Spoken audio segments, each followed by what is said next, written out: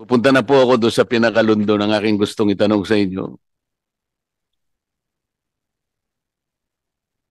Yung ABS-CBN labor cases po, ang DOLE made a statement 5 years ago that there were then 67 pending cases against ABS-CBN before the NLRC and various courts. Ano na po yung update dito, Mr. Secretary?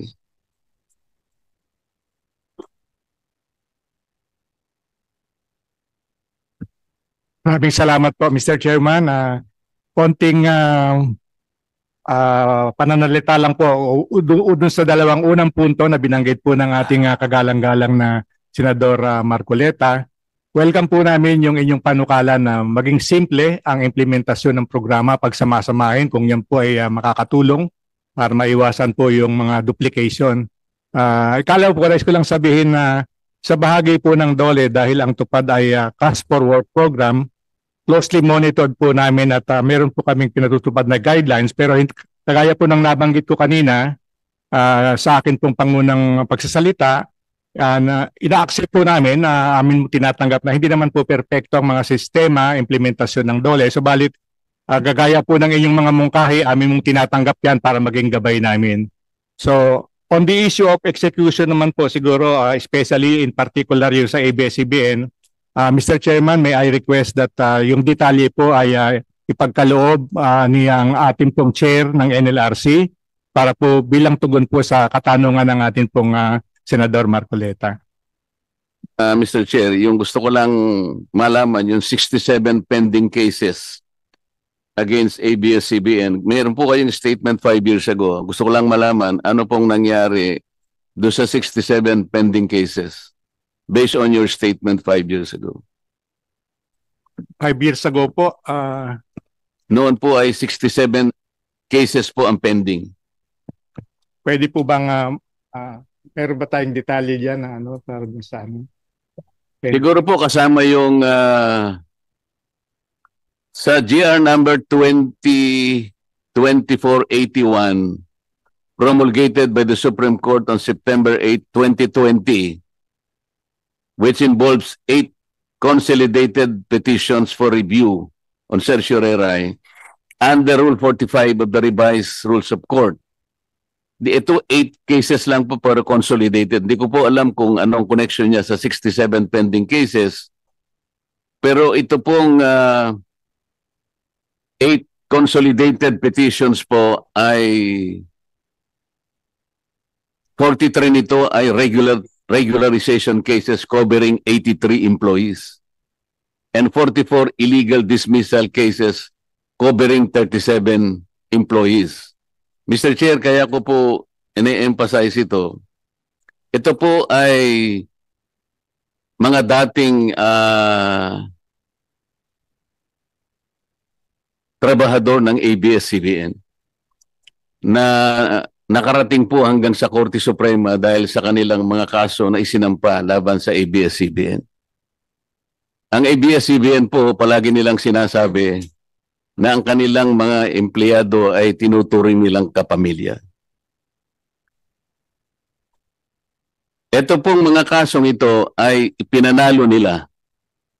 Ang Korte Suprema na po ang nagsabi na meron silang karapatan na nilabag ng ABS-CBN. Sa kabila ng kanilang pagsasabi na wala silang violation kahit ilan, kahit ano. Ganun po ang kanilang ipinamamarali sa ating lipunan. Na hanggang ngayon, ang inyong lingkod ay kanilang tinutuligsa na wala na raw akong ginawa kung hindi yung isara yung kanilang...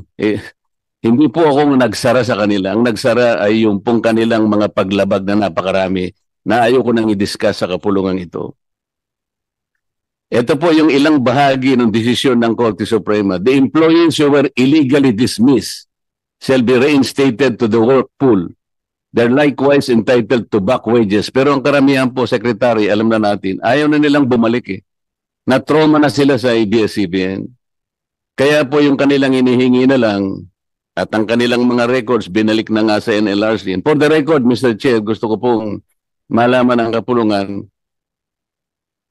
and to the credit of the Secretary of Labor, kami pong dalawa sa nakaraang dalawang kongreso ay nag-uusap po.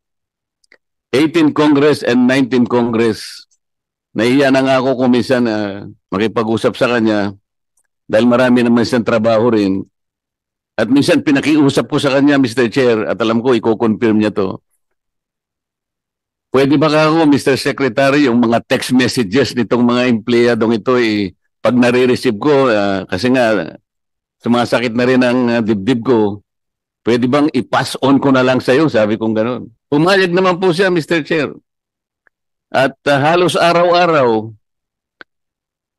alam ko, siguro tinututukan niya rin. Ngunit talagang hindi ko po maintindihan eh. Total, nandito naman ng NLRC. And for the record also, Mr. Chair, siguro 2 beses po na nakaharap ko yung NLRC and bank.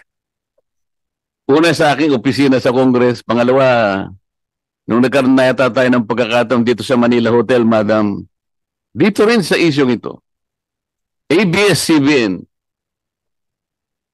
kung talagang tinututo nila yung kanilang pagtuturing ng kanilang mga empleyado ay kapamilya. Saan ka naman nakakita? Nakapamilya mo na nga, nanalo na nga sa korte. Pati ba naman yung pagkukwenta ng dapat mong ibalik sa kanila? Awarded na po ito eh. Kung ano-ano na po yung ginawa nilang mga pagdidelay, alam po ninyo yung iba namatay na eh. Ang iba po ay nagkasakit. Hanggang ngayon po eh. Tumatawag pa rin sila sa akin, Madam. So, National Labor Relations Commission. Minsan po may nagbiro sa kanila, Mr. Chair. Sir, saan niya, pwede ba nating isuggest kanya sa NLRC, palitan natin ang pangalan nila? Ano naman ka ako ipapalit natin? Sa palaging ko, pag pinalitan natin, bibilis ka ako yung pag-resolve ng problema nyo. Baka sakali po. O ano ipapalit natin? National Management Relations Commission. Kasi daw po, Madam, mas makiling daw kayo sa ABS-CBN. Hindi naman ako naniniwala na ganun kayo. Alam ko ginagawa nyo rin ang tungkulin nyo. But I think it is not good enough. Hanggang ngayon po kasi tumatawag pa sa akin. Medyo out of frustrations po siguro. Yung iba po, hindi ko na rin po itinutulay kay Secretary. Pinapasa Diyos ko na lamang po kung anong magagawa pa ninyo. Sa mga workers ng ABS-CBN. Sana nakikinig po ang ABS-CBN at wag na nilang sabihin yung salitang kapamilya. Pati nga po, meron silang mga angkor hanggang ngayon hindi po makamove on.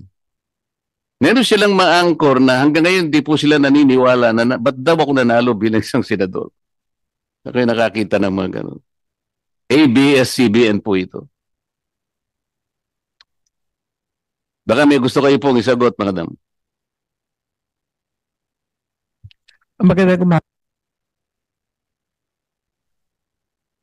Gatchalian, with the permission of the Secretary of Labor, Sec Laguesma. Yung po sinasabi niyo pong totoo po na kahit ako rin po ka-text po ng grupo ng ABS-CBN. And ang hinandle po namin base doon sa desisyon ng Supreme Court na bumaba sa amin, we handled 18 cases po ito involving 104 complainants. Sa 18 cases po, 10 doon ay tapos na, close and terminated.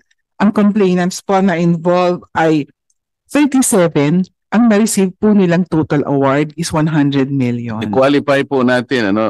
Meron po kasi nagsabi sa akin, yung iba pong natapos na, kahit na binarat po sila, dahil lang kailangan na po nila, dahil nagpapagamot po yung iba. Sa makatid, yung iba pong naayos ninyo, pumayag na lang sila talaga. Halimbawa, yung isa po, 4 million po yung award.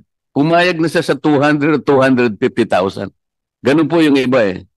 Kaya gusto ko lang pong i-emphasize kung gaano ang ginagawa ng ABS-CBN na paraan para lamang hanggang ngayon ay hindi makuha ng kanyang mga dating kapamilya, dating nagsilbi sa kanila, na ngayon ay nagpapanggap sila na akala mo sila ang tagapagtanggol. ng mga Pilipino, lalong-lalo na sa karapatan. Hindi po. Kailangan pong malaman ng buong mamamayang Pilipino kung sino sila. Alisin na yung maskara ng kanilang mga mukha.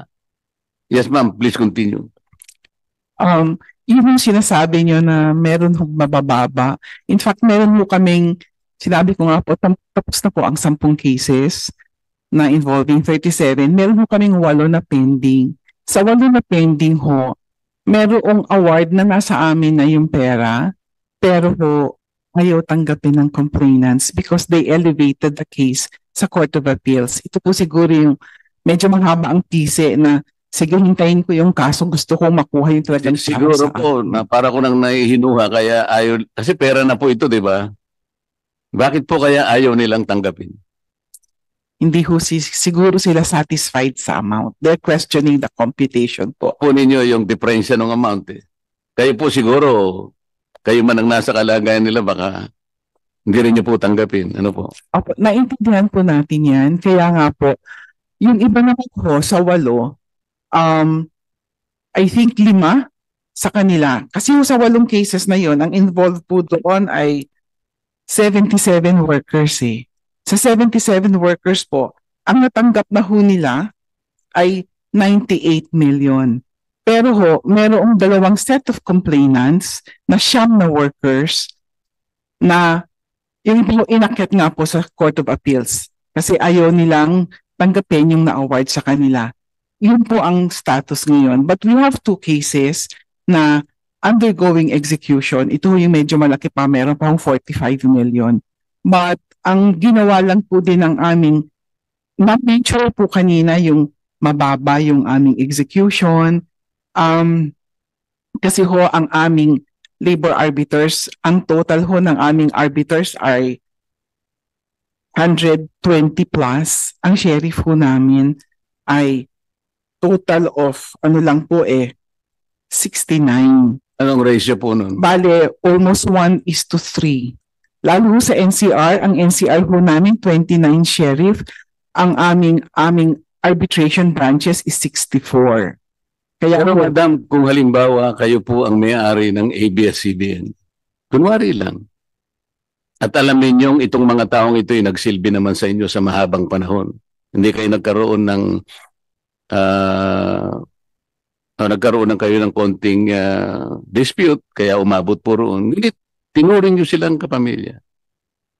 Kung kayo po ang may-ari ng ABS-CBN, pahihirapan pa ba ninyo ito? hindi po. Kung totoo ho ako na kapamilya ang turing ko sa kanila, nung nagsara ho ang ABS-CBN, ibibigay ko ang karapatan nilang matanggap kung separation pay ho yan o kung iba'y gusto pang muloy sa pagtatrabaho, dapat ho ibigay. Yun nga po eh. Sana ay hindi na tayo nag-uusap ng ganito. 100% settled na po lahat sana. Hindi po ba? Tama po Kung ang siya. pagtuturing nila talaga, kagaya ng kanilang ipinamamarali, kagaya ng kanilang gustong ipalitaw sa sambayan ng Pilipino na sila'y nagmamahal sa kapamilya, sana hindi na nagkaroon ng pang-appeal na ito at yung mga iba po ay taon na po yung kanilang hinintay eh. 2 po rito ay namatay na eh. Yan po yung gusto ko lamang na ipaintindi. Idagdag ko lang po, Sen. Marcoleta, no? Yung efforts naman po ng NLRC, hindi lamang ho sa bangko or properties ng ABS-CBN ngayon. Kahit po yung collectibles nila. For example, sa advertisements po, nag-garnish na po kami sa Jollibee receivables at saka yung sa Unilever, and we were able to garnish, I think, 48 million sa receivables. So, ganun ang gagawin namin, ginagawa naming track para mas Monitor ko po ang ginagawa ninyo. Ako pinasasalamatan ko po. Lahat ginagawa nyo talaga. Ma-settle lang talaga ito. Kaya lang dahil nga sa pamamaraan na ginagawa po nila, hindi lang po ang kanilang mga kapamilya dati ang kanilang pinahihirapan. Pati po kayo, pinahihirapan din nila. At ang buong pamilya ng Dole ay ganun ang nangyayari.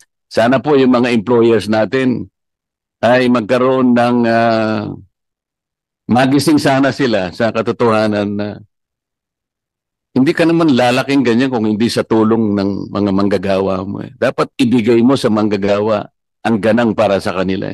Hindi ka naman mabubuhay ng management ka lang eh. Dito ka rin sasandig eh. Bakit hindi kaya maisip ng ABS-CBN yung ganong klaseng prinsipyo? Lumaki sila ng ganon eh. Pagkatapos nung masara sila eh, sasabihin nila sa buong Pilipinas, wala raw silang kasalanan. Marami po silang kasalanan, madam. Kagaya po ng pinag-uusapan natin ngayon.